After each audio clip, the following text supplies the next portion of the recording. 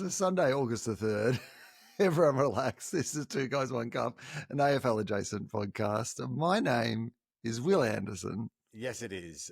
My name is Charlie Clausen. Welcome back, Will. Thanks. You've been spreading the good word of Aussie rules far and wide. Did you get anyone from the Montreal whatever's come in to see your show? Anyone come up? Don't know. It was. I mean, I didn't do a survey at the end of going who's here and why. By the way, you're thanks here. for coming. Just one more question. One by one. Why are you here? Who are you, and why did you come here? Were you able to keep up with any Aussie rules news while you were away? I mean, I kept up. Obviously, firstly, I listened in to Alex Williams doing a great job as the guest host of the podcast. Always love. Fucking better have done a good job considering what he made me give up.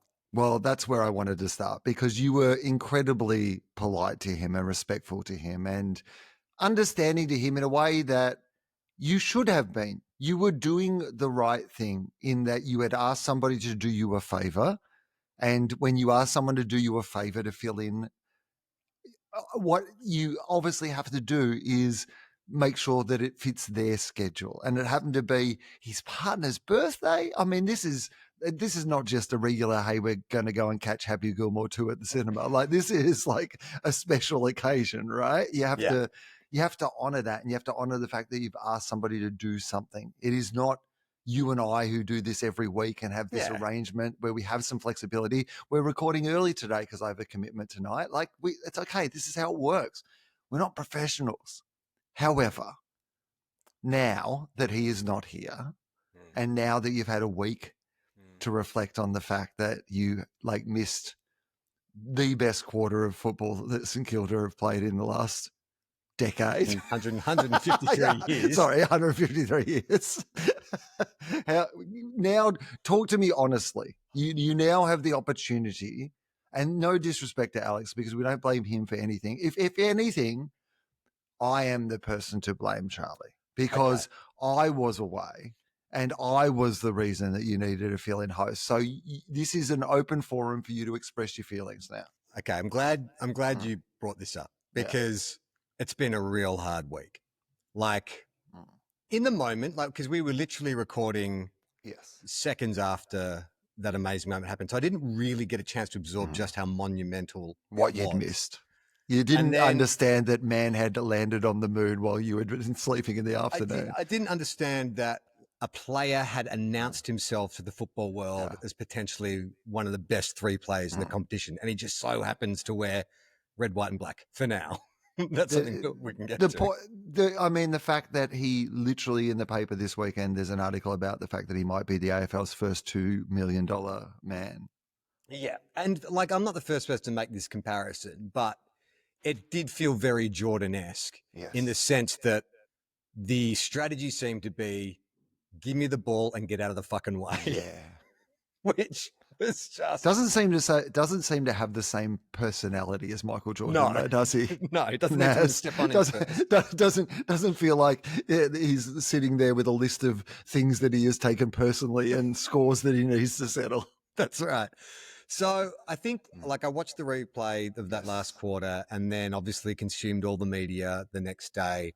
And the more and more that people were saying, you will never see that again on a football field. Yeah. That was extraordinary. That specific set of circumstances, with 8 seconds to go, 8 seconds at a centre bounce infringement, and then the way they worked it out and just the set play, you'll never see that again. It is one of the greatest finishes of all time. So it did begin to fester. And Alex, because Dave Anthony, being Dave Anthony, thought he'd chime in and just just stick it in the ribs a little and just make me feel bad about missing it. And then Alex chimed in saying, ha, ha, ha, yeah, I hope you guys don't leave your live show at 3/4 time. And I was like, oh, okay, that's pretty funny. But I was fuming. Then it gets to about the halfway part of the week and I'm still did you listen to the footy with Broden? Yes. Because it was mentioned also on that you left early, and I think unfairly without the context of why you had left early. Yeah. See, look, I also put it out on social media myself. I'm the fucking idiot. But then I felt compelled to explain that I didn't just leave because I never No. leave games early. Like in Yes. 47 years of going for this club, I've suffered through much worse than that. Much worse. Much worse. Will, like the amount of awful quarters I've endured in my lifetime, and then the one chance to see an incredible quarter of football, and I wasn't there for it. This is my whole fear about like barracking for another team, is that like I've stuck with them this long, and then I'll move over to some, and then they'll win a flag. So Could you, like, is there a world in which you just pretend that you've moved to another team and then on grand final day, you kind of rip off the other team's clothes and underneath you've been a St Kilda fan the entire time? So I try and final destination it. Is that what you're Yeah. saying? Like trick the footy gods into thinking that I barrack for someone else in order for St Kilda to win. Like sacrifice my own game. I'd be the ultimate role player, wouldn't I? Sacrifice my own happiness in order that What the are Saints... you willing to do for the St Kilda Football Club? So I'm interested in now. Well, Do hang you on. feel? Yeah. Okay. Wait. Let me. Yeah. So I get to the halfway point of the week, and I'm still kind of fuming. And you're right, though. Alex was doing me a favor, and not his fault. It wasn't his fault. And I did sort of check with him, and I was sort of, and to be honest, even if I'd left halfway through the last quarter, you still wouldn't be certain that St Kilda. It was really that last 6 minutes that it went fucking bananas. Yeah, and really that last 2 minutes where. So, yeah, exactly. So then I started thinking about, well, if Will hadn't gone away, this is more Will's fault. Like Will had to go to Montreal and do his like comedy festival thing. And then I went a step further. Why can't you just stay in Australia and tell jokes to Australians, mate? Exactly. Why do you have to go over to French Canadians and tell them jokes? But then I went further and then I was like, but who fucking does the football podcast? Like who's doing it? Like it's not Will's fault. You're just as much to blame. So I came full circle and blamed myself, which was like, I mean, to be honest, when I left, I didn't even check my phone. I was so kind of like, oh, well, like it looks like it'll be like a 10-goal loss, blah, blah, blah. It wasn't until I got back to my accommodation and I get a text from Alex around the 10 minutes to go, where he's like, tell me you didn't leave. But no, sorry, it was the eyeball emoji and then tell me you didn't leave. But look, that's all said and done. And I'll have to live with that. Now my anxiety. Is there a way you can reframe it in your mind in that, like, maybe if you stay, they don't win? Maybe if you stay, like maybe you leaving is the factor that has led to them playing this incredible quarter of football. Maybe if you hadn't had to leave that day, if you'd sat there, it just would have been another disappointing quarter of football. That angle has been explored by the guys in the Saints chat, because we're all sitting together and then that became the joke is, we didn't start playing well until Charlie left, so Charlie can't sit with us anymore. So this is all great. All awesome stuff. Okay. But like my phone blew up as if I had kicked the winning goal, like after that game. Like I must have got close to 100 messages from people. But then I started getting messages from people like I'm only tangentially aware of, like sort of friends of friends, who started messaging me and saying, oh, I can't believe you left. I'm like, oh, hang on. This is now... I feel exposed. I was very vulnerable in the podcast and I explained my reasoning, but now I feel like I'm being unfairly targeted by people who don't know the full story. Yeah, I understand that. You've lost control of the narrative. I've lost control of the narrative. But now my anxiety has turned into, because so there was that upset about, not being there for it, but then it was like, wow, what a win. And what a great week to announce that you're re-signing with the club. Like, I mean, perfect. You're on Ross's riding Ross's shoulders. Now, do you think that I haven't seen the full footage of Naz on Ross's shoulders? It's impressive. Is there a lead up to it? Do we know how he gets on Ross's shoulders? Is he jumping on Ross's shoulders, or is Ross forcing himself between Naz's legs? I think it's the latter. And lifting him in the air. Nas is a very introverted young man. He does not strike. Even after like kicking that goal, he seemed very reluctant to take. The team were literally trying to get him to lead the team off, and he didn't want to do it. Like he just doesn't. He's not that kind of player. So it was only like a 5-second clip, but it definitely looked like Ross had bullocked his way under Nasser's very valuable legs. I don't know if like the sports physio was there or what, but I don't think it's a good idea for either of them. I don't think it's good for Ross. I don't think it's good for Naz. I'm just not sure it's the right way to convince a player to stay at your club is to thrust your face between their legs. Well, have you heard the latest that we're considering drafting Tex Wanganeen, who's his first cousin? Oh, yeah. Um, Gavin Wanganeen's son, right? Correct. Yes. Yes. And I think he was on Essendon's list for a couple of years, got delisted last year, but they're very close. So St Kilda are now talking about listing Tex, who I believe in his draft year we were looking at anyway. But all of a sudden he looks like a much more viable trade or drafting prospect now that it could keep a play here. But because everyone is sort of saying like, oh, like, you know, St Kilda fucked this up. But I don't know that the club could do anything more than what they're doing. Like, they're obviously dumped a truckload of money in front of him. They're like, hey, we'll bring your cousin over here. Like, he's been wined and dined by the billionaires who are like, you know what it'd be like to never have to work again? Like, you'll be set up for life if you stay. I think that obviously one of the narratives has been around he wants to be closer to friends and family back home, right? Which makes sense. You know, it feels like a genuine go home factor in that sense. So I love St Kilda's approach of going, oh, you need mates here? Well, I will draft some of your mates. Who do you like? Yeah, totally. Are they any good? Doesn't matter. Doesn't matter, mate. If they're your mates, you're great. So you're worth like 5 guys. Yeah, we can easily afford 5 exactly. You make a list. You make a list of 5 guys. We can. You know what? We'll use that deconing money. We've got $1.7 million that instead of going up, St Kilda's been going in the wrong direction. Yeah, that's They've been trying to land a big fish. You've already got a big fish, but that big fish needs a few fish friends to be hanging out with. It's a minnows. You know what? For $1.7 million, you can get 5 minnows. You can get yourself 5 minnows. Like, you can get yourself a mixed bag of minnows. I think it would be an anticlimax. Like, I honestly don't know which way it's going to go. I can't get a month ago. I thought, worrying how long it's taking for him to say that he's staying if he is staying. That's the problem, isn't it? Yes, yeah. Because the way he's playing, like, again, I watched St Kilda play North today, and he's just like, I mean, if he's not, I mean, could he win the Brownlow? I mean, I think Dacos is going to win the Brownlow, right? Because I guess St Kilda don't win enough games, but he has been outstanding this entire season. Yeah, he'll definitely be All-Australian, but I think it wasn't until about the last month of footy where he's really he's elevated himself because they've put him on the ball. But he was doing stuff today that I was just like, oh, we haven't had a player like this in ages. Like, I'm thinking even back to like the 80s, like Nicky Winmar or Tony Lockett, or just a real, like a unicorn, just something that you can't match up on. And it's just, it would be so heartbreaking for him to go. But at the same time, I don't think there's a Saints supporter who would be surprised. Like, it just feels like this is the club we are. Like, we finally draft a superstar. But you've got one from another Your state. Bontempelli, your whatever.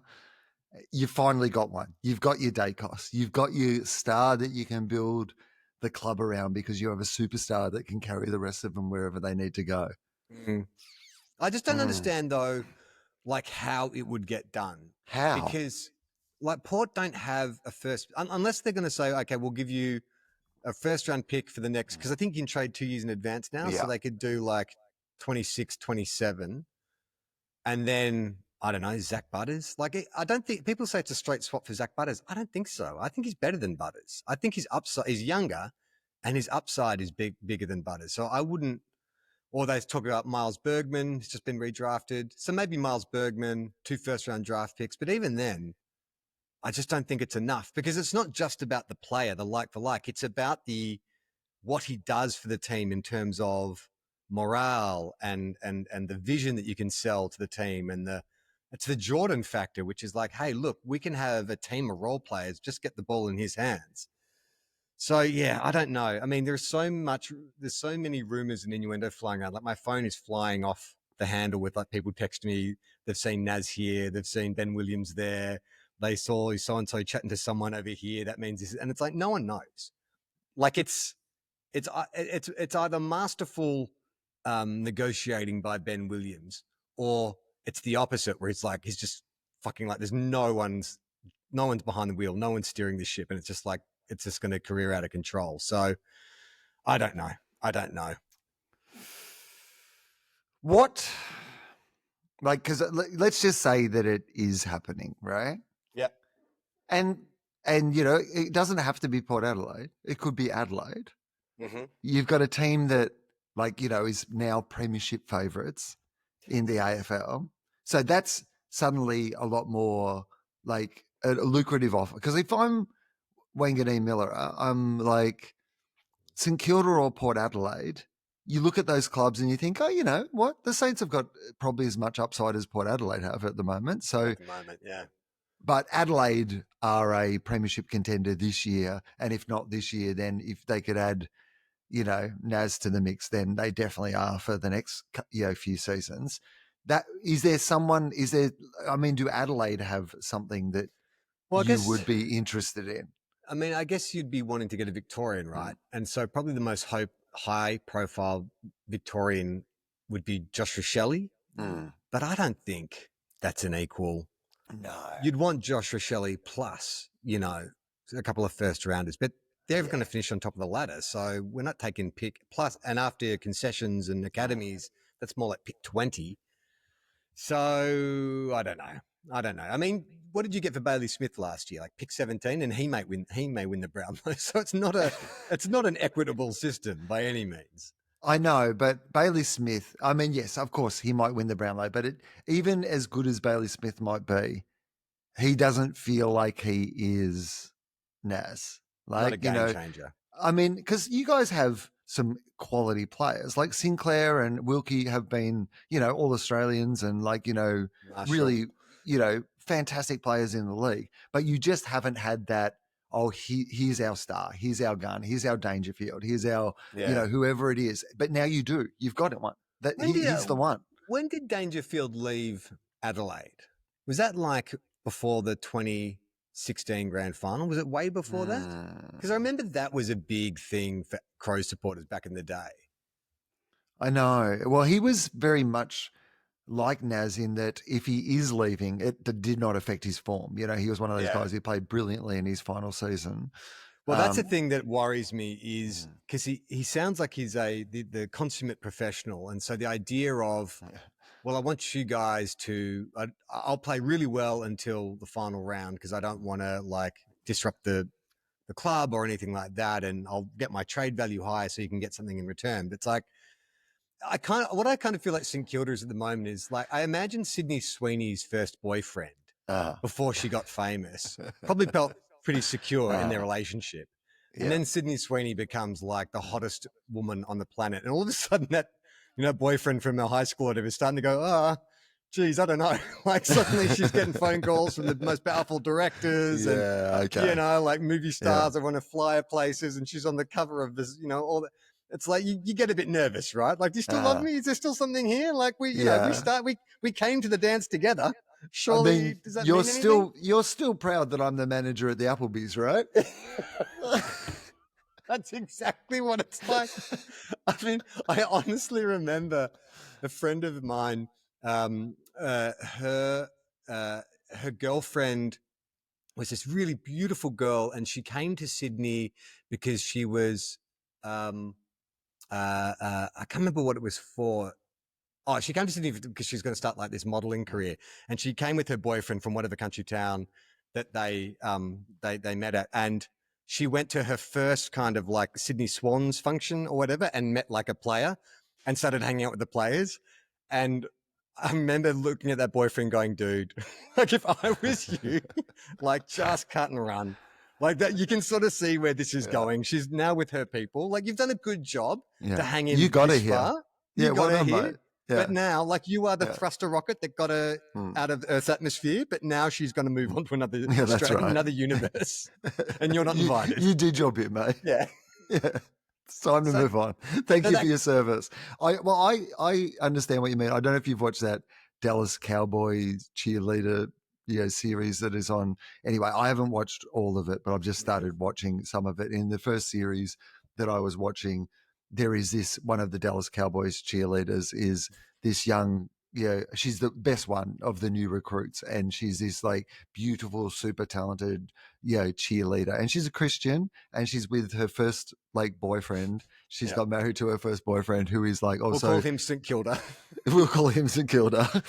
And it's fair to say, like, he immediately moved across the country to be with her because he knew. He's like, oh, you're going to go to Port Adelaide? That's what St Kilda should do. If you're going to Port Adelaide, we're coming. That's the one thing we haven't thought of. Yeah. What if St Kilda relocates to South Yeah. Australia? We'll come. Naz, you want to get closer? Yeah. We'll come. You know what? What if we move? You want to be in South Australia closer to family? Yeah. We're cool with that. We're willing to move the entire club. It's better than seafood. We moved Be to great for seafood gather 10 round.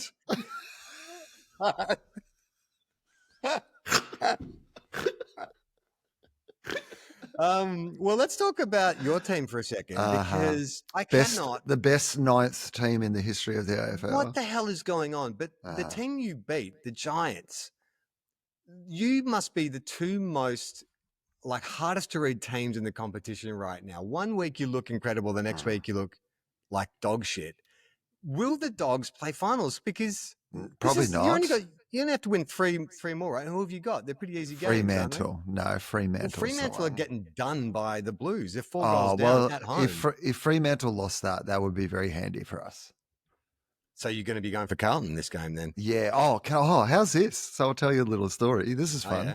So I'm on the plane from Montreal I had a connection through America on the way home. And so I was flying Montreal to Chicago and then Chicago to Dallas and then Dallas back to Australia. And so on the first leg, I sit down on the plane and I'm next to a guy and he just starts talking to me. Just randomly, he's an Australian, which is like a random person to be sitting next to on a plane from Montreal to Dallas. He lives in Houston, but he's just an Australian guy, barracks for the Blues.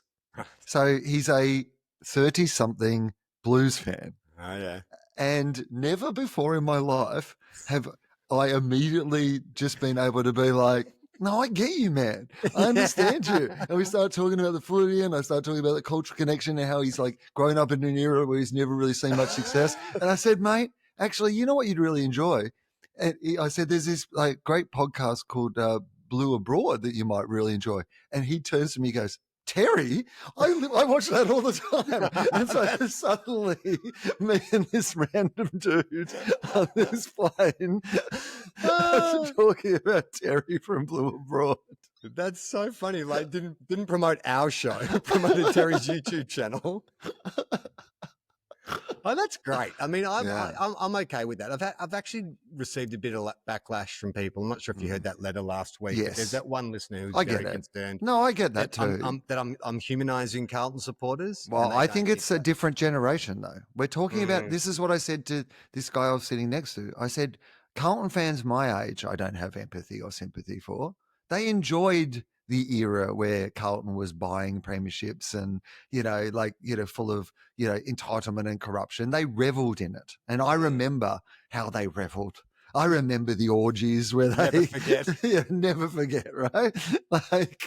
But this next generation who aren't those people, I feel like they're paying for the sins of the previous generation. And that's all I have is a bit of empathy for this next generation that weren't responsible for the sins of the previous one. And I think it is a genuine, I think specifically with Carlton and this generation of Carlton fans, it is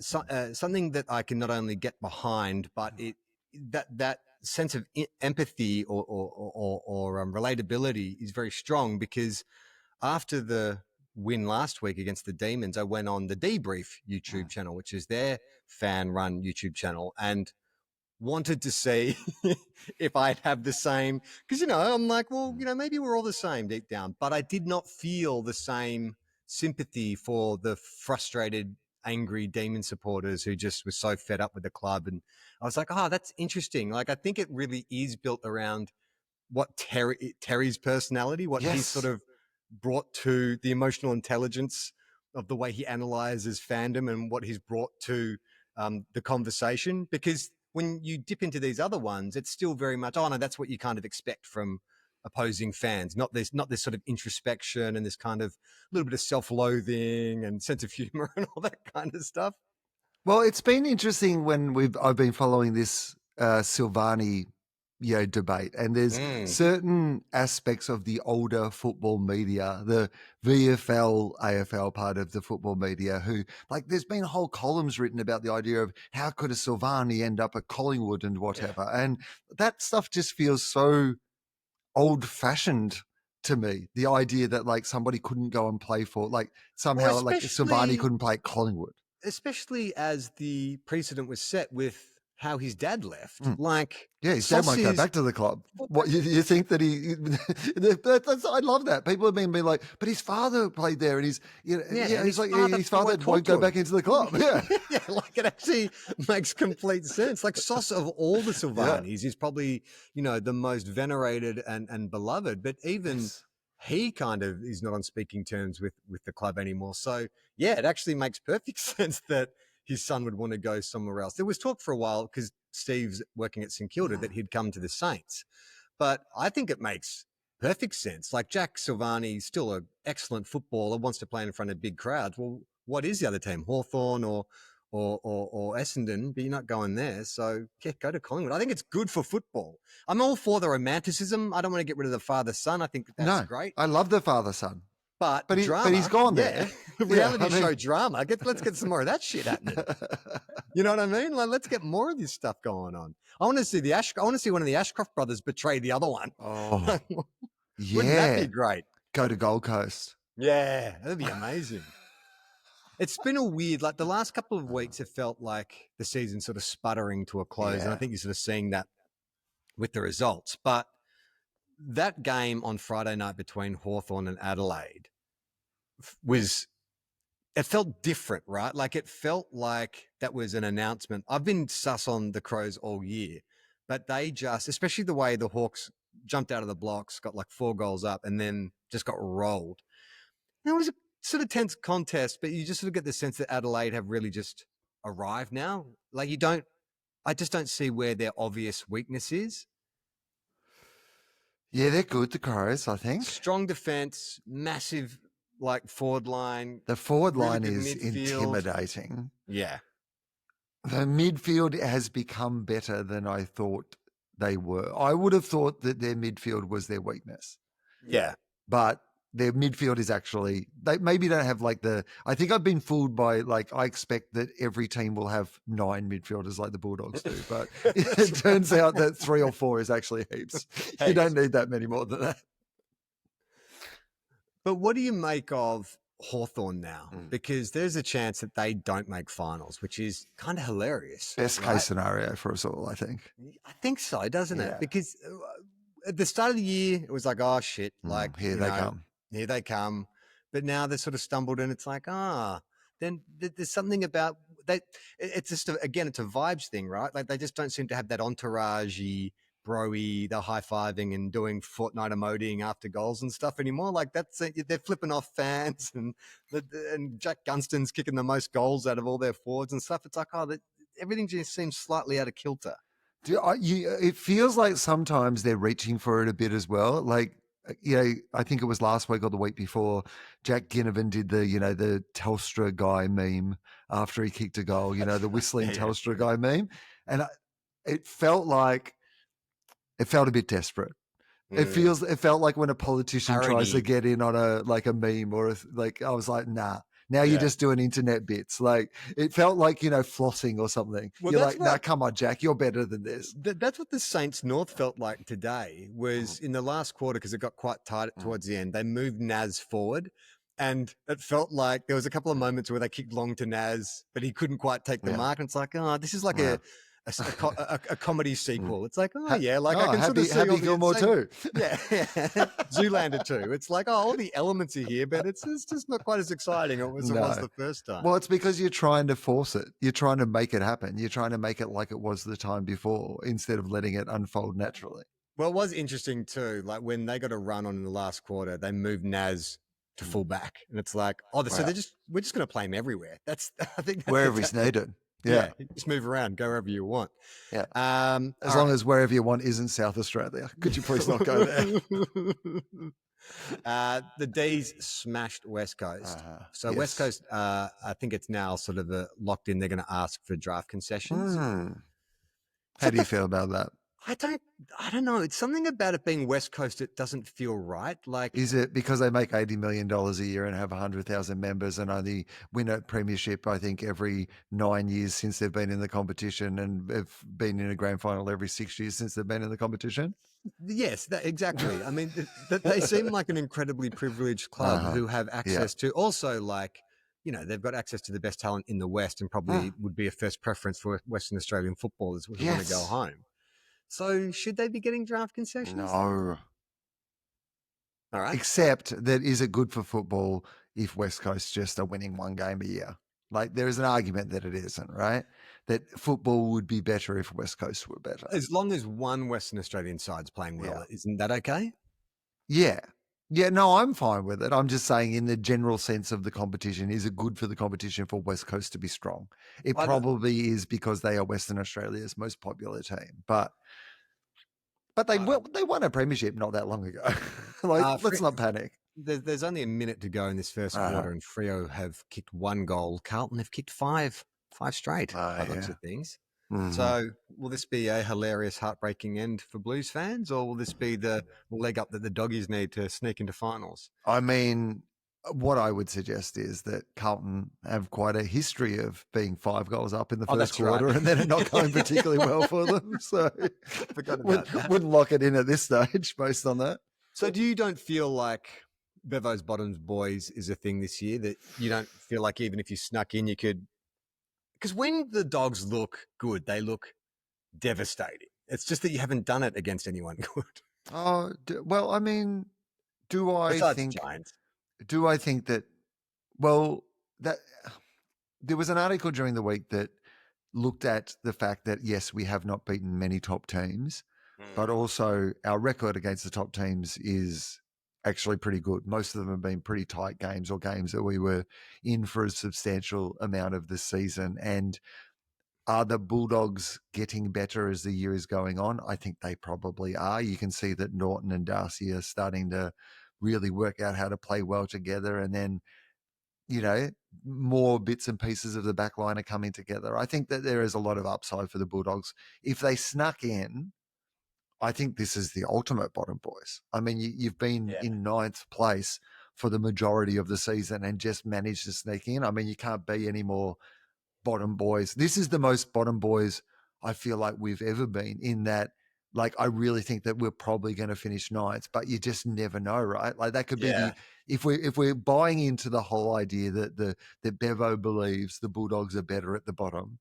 then Oh, that's brilliant. Bevo believes the Bulldogs are better at the bottom.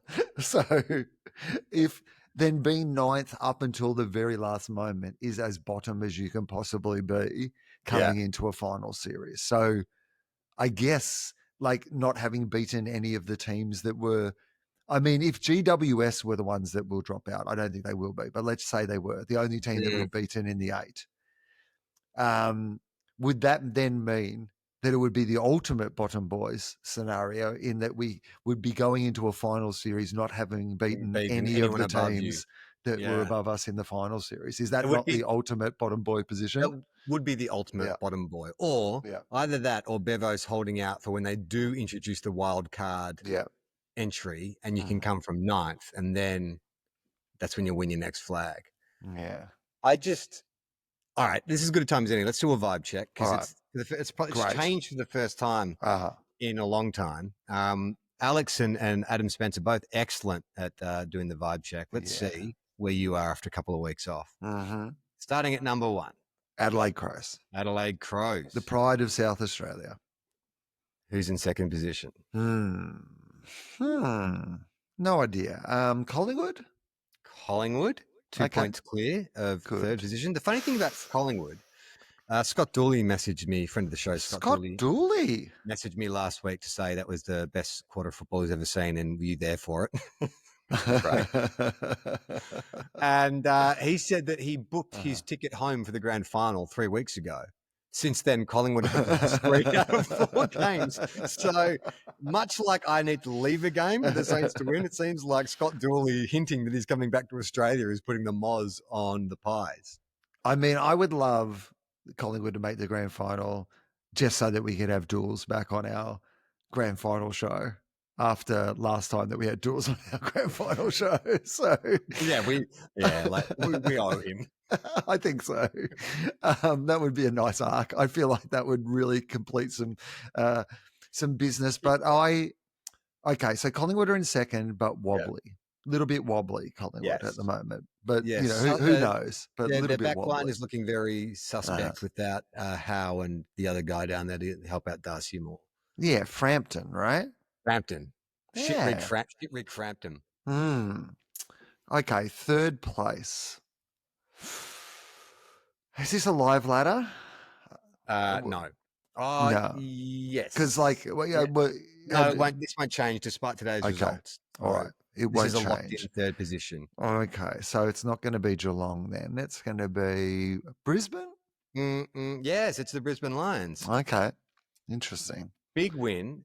They said it was I could have said that they played the MCG, and I could have sworn they said it's the first time they've won at the MCG since blah, blah, blah. But I'm like, were they not counting the grand final? Well, maybe they said since grand final day. Did they say since grand final? I don't know. You're right. I was only half listening.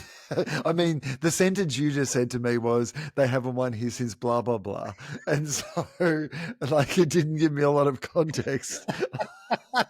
You're right. I probably, not even worth bringing up. I don't know why I did. You know what I've noticed about Brisbane is that they have two Ashcrofts and it's not fair. I believe that, I think the Logan Morris thing is the one that, like, incredible. Oh, it's so annoying, isn't it? Don't you hate it when a team gets a guy like in the 30s and he's too short to be a key position forward, but somehow he plays like a key position forward and kicks 6 goals against having Collingwood? A statistically better season than Joe Danaher did last season. It's fucking crazy. Okay, they are so such a good side, Brisbane. You know what they are, I have decided, and is that they have a few players who are consistent, like, your Lockie Neals or your whatever, like these people who are pretty much play the same every week. Yeah. And then they just have a large collection of renegades. Yeah. You know what I mean? Like it's like a real just bob up 2 goals a quarter. Ocean's 11 style operation in that they have a whole bunch of they've all got a special skill and a moment, and they'll all take a moment, but none of them are needed for all. Like, they have a couple of like George Clooney's and Matt Damon's and Brad Pitt's, but then the majority of them are just the rest of the Ocean's 11. Right. You got your safe cracker, you got your contortionist. Yeah.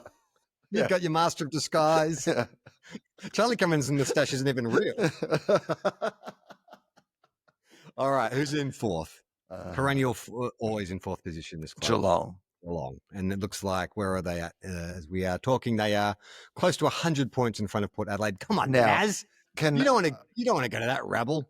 Well, Geelong might be doing you a favour. Secondly, can you check in that Geelong game how many goals Jeremy Cameron has kicked? Because this now becomes one of the more interesting things for the rest of this season, which is, can Jeremy Cameron kick 100 goals in a season? I think he can. The way it looked like today, they were like kicked 5. 5. Okay. 5 goals, 1. So what does he have to average? It's I think he has to average 5 or 6 per game, including depending on how many finals they, And so what you heard you would have had that debate around like grand final day. What happens if he kicks 100? I can't believe it's even a discussion about, do we let the fans? No, it's fucking grand final day. You don't let the fans run on the ground for 100 goals on grand final day. You don't let the fans in the ground on grand final day. It's just corporates. Can you imagine that? It's the CEO of Coca-Cola and Toyota running on the field. Snoop Dogg's out there. If he kicks 100 goals on grand final day, what about in a compromise? Because obviously you can't have everybody run out onto the ground. But could we, maybe like Mexican wave style, Jeremy Cameron jumps onto the crowd in the goal square and then is passed around. Passing around. Yeah, like crowd surfed around. Yeah. Okay. So we all get the same kind of feeling of getting to pat him on the back. Congratulations on your 100th. But instead of us being out on the ground, he's being surfed around the crowd. Do you think that's a wise decision? Do you think that's smart? I wasn't really going for wise. I was going for getting people back to the game. All right, who's in fifth spot Oh, with a big win? okay, Potential to so finish in the top 4. they had a big win. A Gold Coast? The Gold Gold Coast Coast. Suns? Gold Coast, I love that peach Guernsey. I tell you what, they should wear that on grand final day if they make it. It's So got the Gold Coast Suns are going to play finals, aren't they? Yes, definitely going to make. They're definitely Yeah. going to play finals, and they've also got one game in hand. So Yes. And it's they Essendon. could, So yeah, they could finish could top 4. they could really that's interesting. That's good, isn't it? They're good. Isn't that good that the Gold Coast Suns have made the final? That is good. I like that. Yeah, I guess. What if it's an I like- Adelaide Gold Coast grand final? Yeah. That would actually could be a cracker. Two up and coming young gun sides, one with about 4 members, the other with 400,000. Like if you were Adelaide, you'd be like, yeah, cool, let's fuck. I mean, I guess any of these teams would be like, let's take on the Gold Coast to the grand final. It'll be like a home game. I mean, it'd be a great opportunity for Gold Coast to sell a bunch of memberships, right? If they make the grand final. And I don't even mean to their own supporters. I mean to opposition supporters who want an opportunity for a grand final ticket. Yeah, absolutely. I mean, I think of the most prominent Gold Coast fan I can think of is that time they once cut to Dolph Lundgren eating an ice cream. Do we get Dolph back out for the grand final? That's what I'm thinking. Like, it's a marketability. I mean, he, tall, big, muscular, blonde guy. That sort of screams Gold Coast, doesn't it? Yeah. I mean, I don't think he even knew where he was when he was at the game. Like some PR person obviously took him along, but I reckon you bring Dolph Lundgren back if they make the grand final and put him in the parade. Who's the most famous Gold Coast identity? Yeah, like personality. Like who's from? Who would it be? Well, Margot Robbie. She's from the Gold Coast. She grew up on the Gold Coast. Margot Robbie grew up on the Gold Coast, did she?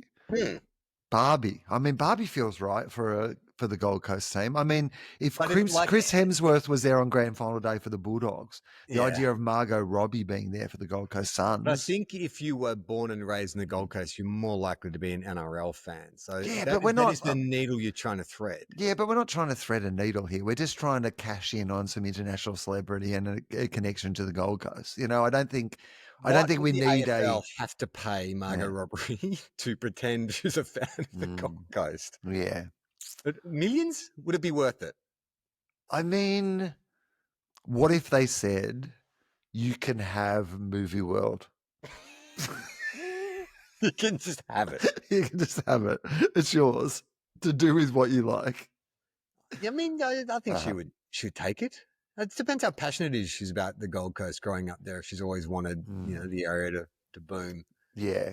I don't know. I've never really heard her bring up the Gold Coast in any of her interviews. So, can you name me who's the second most famous person from the Gold Coast? I don't know. I don't think there is. I'm going to Google famous. It'd be a surfer or something like that. Famous Gold Coast personality. Gold Coast. There's obviously the Candyman. Yeah, but I don't think that's like what we're looking for, right? I believe the Candyman has retired. I think he's closed the mansion. Here we go. This is not a bad list here, actually. So, firstly, absolutely number one that comes up, Margot Robbie. So, but if we can't get Margot Robbie, I feel like this next one might be gettable. Yep. Cody Simpson. What about Cody Simpson? Olympic swimmer, and pop star. You remember he was the pop star who became an Olympic swimmer? Do you not know who Cody Simpson is? Cody Simpson is. Oh, mate. He was like this boy pop star. Yeah. And then but he used to be a swimmer, and then he gave up being a pop star to go back to. He sang the national anthem at the grand final last year. Okay, Cody Simpson. He's got a beautiful voice. He should be a Gold Coast. He dated, I'm gonna say Miley Cyrus, or Did you say he went from being a pop star to an Olympian? Yeah, a swimmer. What? Yeah, is that possible? Are you allowed to do that? Yeah, you're allowed to do whatever you want. Holy shit! Okay. Yeah. That's impressive. Yeah, well, he should be a Gold Coast ambassador. Well, I mean, he could literally sing at the grand final when they were playing in the grand final. I feel like that's a. What about the sailor Jessica Watson, the round the world sailor Jessica Watson? Yeah. I mean, she's not really. It doesn't have the razzle dazzle of the first two. You need someone showbiz related, I think. Yeah, I think so too. Look, this actually, to be honest, it drops off pretty quickly. Frequent celebrity visitors. Let's see any of these people. I'm going to mention. So these are people who are Frequent celebrity visitors. How do yes, they measure that? frequent sightings of stars. Like Okay. so, they've named All right. 3 stars here, and let's see which of these And 3 stars. how many have got OnlyFans? I've got a feeling. No, these are stars. These are Okay. 3 of These the aren't biggest. like Maths or Love Island contestants. No, we're talking 3 of the biggest stars in the entire world. Okay. So firstly, you know, one that I think that would he be a good face of this franchise? He's a professional. He was a former professional sports person, turned actor and celebrity. He, Sports person, yeah. celebrity. Nable, not that Matt Nable guy. Matt Nable? No. I mean, a person who comes up quite a lot on our other podcast, TOEFOP, that people should listen to. Oh, in this so not Everyone Relax Australian Week. necessarily. No, Okay. not Australian. None of these are Athlete Australians. turned actor. Yeah, athlete. You know, The Rock. athlete. No. Dwayne the Rock Johnson is He was mentioned. spotted in the Gold Coast. Apparently, frequently spotted in the Gold Coast. That sounds made up. I don't think so.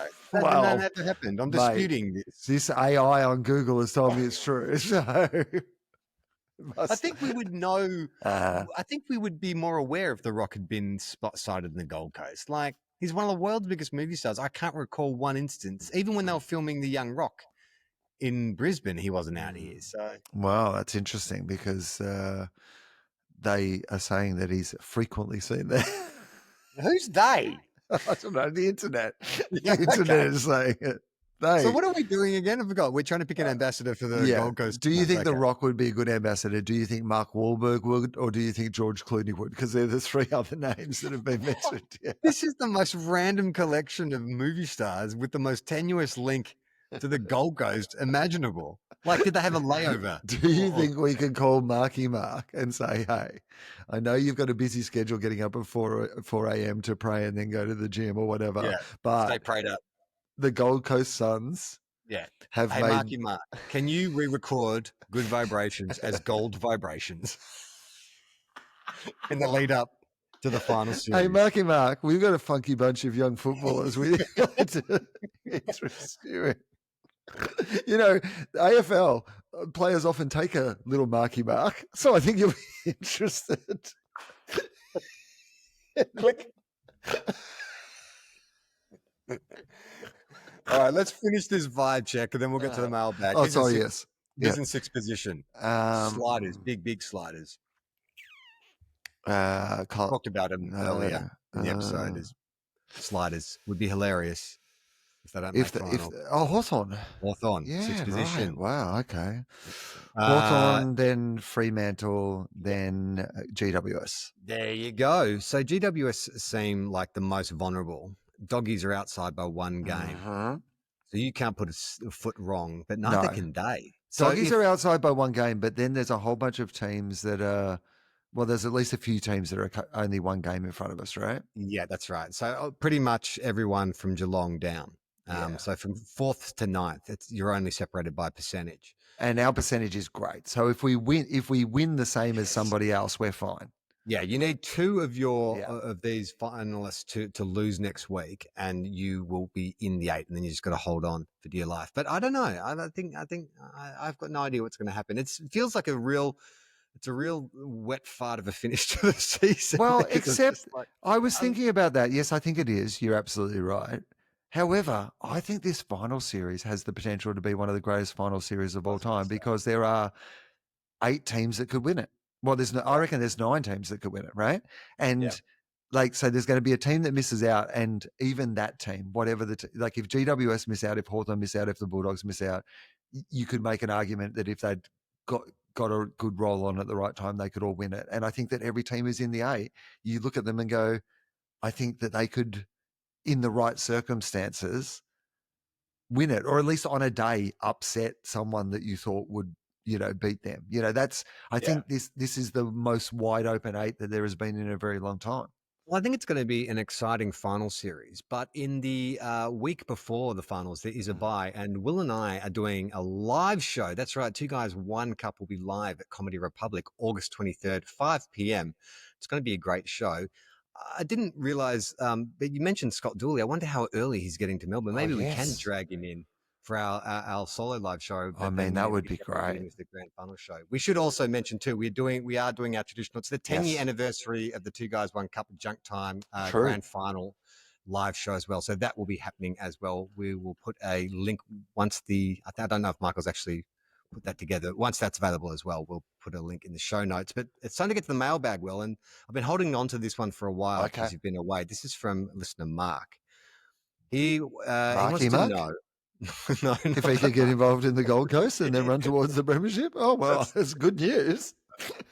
He says, I'm reading about the top 25 Western Bulldogs rankings during the Oh, yeah. week, and it got me thinking about how little context we have for players who have been and gone. I'm only 29, so the concept of Ted Whitten is a bit lost on me.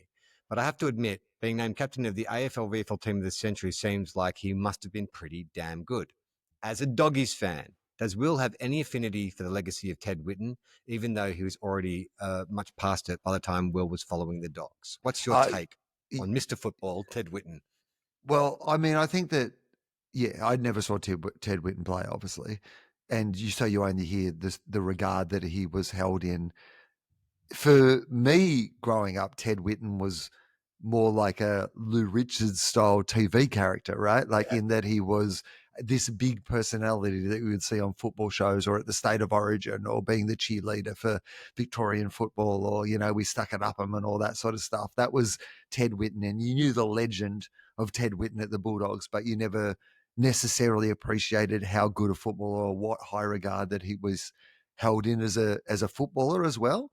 Played very much like Chris Grant in that he played both, could play centre half forward, centre half back, these days would be the size of a midfielder or a half forward. But uh, if he is a better footballer than Bontempelli, I doubt that is probably true. He was named number one, but that's probably, I think, more about who he was and what he was and the fact that the Bont is still playing. I can't imagine that he was a better footballer than Bontempelli, but yeah, no, I mean, revered at the club, was obvious from the minute that they did that poll was that he was going to come number one in that poll. And I thought that it was an amazing vote of confidence that the Bulldogs thought that the Bont was going to sign, that they didn't put their finger on the scale by just saying, no, you're the best. You're definitely the best. Best at signing things too, isn't he? Yeah, totally. This came in from Barney from a couple of weeks ago. I'd like to congratulate you both on being able to get a deepfake article into the AFL's official news feed. The use of long-time Two Guys One Cup reference player Nat Fyfe was a lovely nod to your fans. I first saw the article early in the week where returning Giants player Steve Cornelio referenced advice from Nat Fyfe helping him to return from long-term injury. I didn't pay any attention to it, but today when I did read the article, I realized instantly that this was a very carefully constructed deepfake news article. It is the following quote that gave you guys away, and this is from Cornelio. I tried everything, traditional physiotherapy, and had lots of scans on my spine, my pelvis, my hamstrings, just everything, but to no avail. I was seeing specialists for help, trying to solve the source of the nerve pain. It didn't work. Throughout the period, Matty Cameron was just as frustrated as me trying to find answers. We had so many late night texts to each other, Cornelio told AFL.com. Footy works in funny ways sometimes. One day, Nat cold messaged me and said to potentially look at Botox procedures. Telling your wife you're having a Botox injection in your backside is pretty funny. The combination of having Nat Fyfe solve a medical problem missed by the entire Giants performance team without requiring Nat to so much as talk to Cogs, and then to wrap it up with it being primarily a bum joke was the dead giveaway. It read like Fyfe Cunnington fan fiction. To then get this new Dr. House-like take on some Two Guys One Cup fan fiction and then get it inserted in the AFL news stream was absolutely brilliant. Of course, it means I now realize that your constant references to AI and new tech from an ignorant onlooker's position is a ruse. I expect to see you front row at Donald Trump's induction into the permanent position of president of the US in a couple of years with your other tech bro mates like Bezos. Yeah. Unless, of course, you fail to work out how to capitalize your deepfake genius, but I'm sure there's little chance of that. Regards, Peter. Thank you, Peter. Thank you for acknowledging. That is a very enigmatic Nat 5 story. Imagine just getting out of the blue. text out of the blue Hey, saying, mate, "Have you ever put Botox in your bum?" Nat. 5 out. 5 out.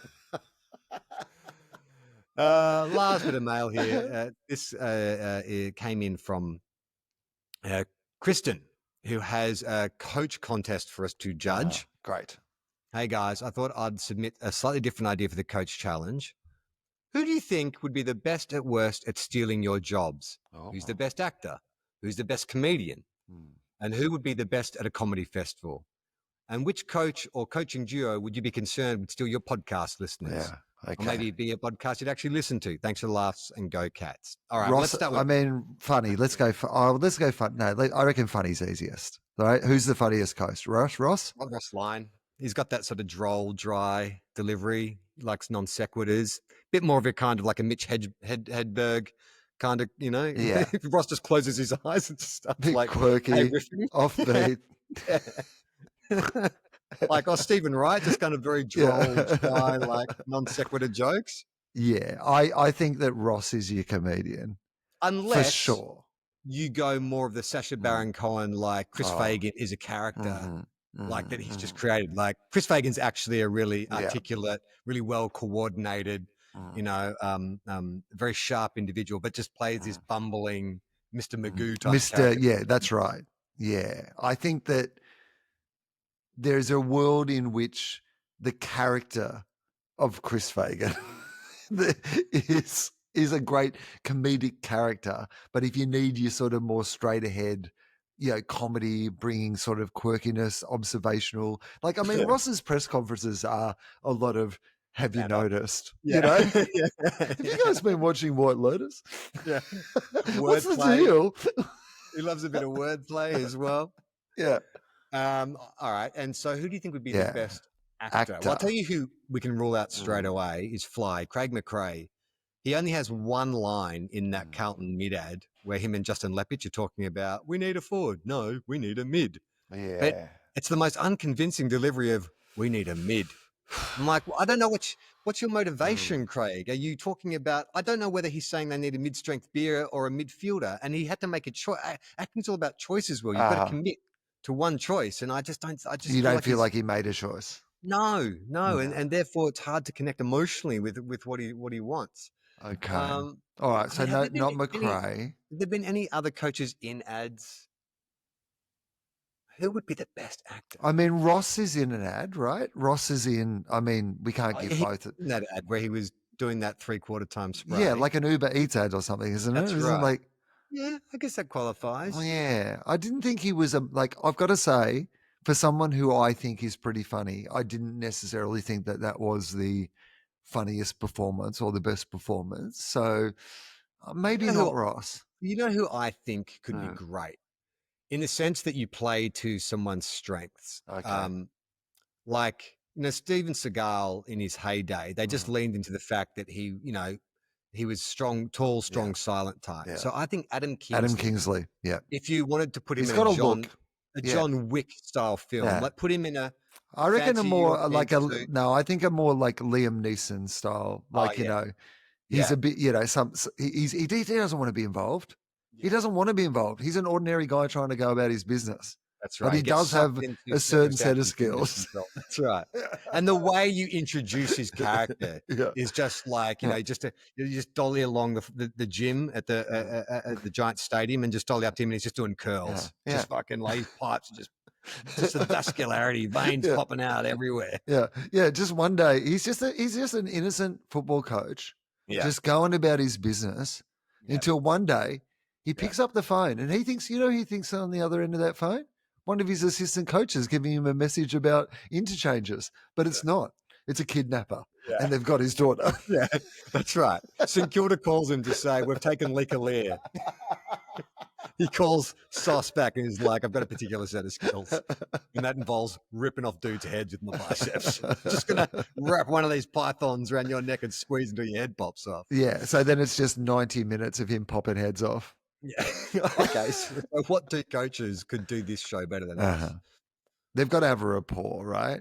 Well, what's a similar dynamic? So we said Ross is the comedian and Adam Kingsley is the actor. So do they do a podcast together? No, I don't reckon that's right. I reckon it's got to be two other coaches. They've got to have their own dynamic, right? Well, what about Brad and Chris Scott? Yeah, but that's more like your Harry and Ben style, you know what I mean? Like it's too... Chris Fagan and anyone. Yeah, I reckon that's more different generations. So who's the youngest coach? Oh, that's a good one. Would it be Andrew McWalter? Okay, so and Minnie McWalter and Chris Fagan start a podcast. Minnie and the old man. Yeah. That's what you call it. I love it. Listeners just sacked us. Minnie and the old man taking over the airways.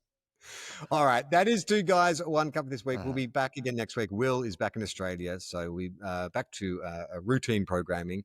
If you want to support the show, the best way to do that is patreon.com/everyonerelax. We put up early episodes, ad-free episodes, full videos of the show, plus a bunch of other great stuff. And while you're there, just check out our other podcasts. We've got TOEFOP that comes out on a Wednesday, Philosophy, which comes out on a Thursday. Lots of good stuff. And Will, now that you're back, have you got shows you want to promote? Yeah, I do. I'm touring still all over the place, so comedy.com.au. But one I want to give a plug to specifically is Bendigo in Victoria. So that's a couple of weeks away, Bendigo, and there are some tickets available. So come and see that. It's going to be so many links in the show notes. We've got so many live shows coming up, and you don't want to miss any of it. But we'll be back again next week. Play on, not 15. Bye. Little footy-loving dickheads, dreaming about a Premiership Cup. We love our clubs, but they never win.